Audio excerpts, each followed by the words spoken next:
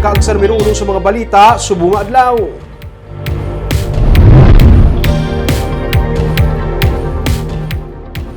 Apatanan ka mga persona ang napatay matapos malumos sa ginapaliguan nga sandbar sa Cadiz City sang kahapon.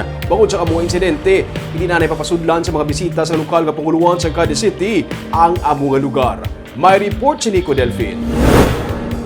Patay ang apatanan ka mga persona matapos nga malumos Domingo sang hapon sa kabilang bilangan reef sa Barangay Sicaba sa Cadiz City. Suno kay Mayor Salvador Escalante Jr., mabaskog ang current sang nag-excorsyon ng mga biktima. Gani bangod man sing insidente, temporaryo nila nga siradaan ang reef para sa excursion. Ginausisa naman karon sang alkalde upod sa katapos ang Philippine Coast Guard kung sinong pump boat operator nga nagdulong kag nagbilin sa 14 tanan ka mga pasahero. Nalakip na diri ang mga biktima nga naligo sa sandbar. Off limits yung reef.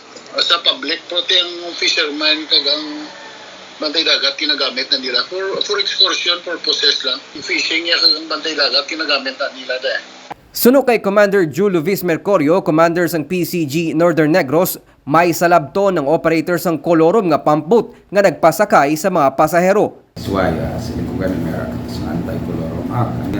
They are answerable. Because as far as I'm concerned, wala na sa may gabihan na regular boats with pertinent documents sa sinang area.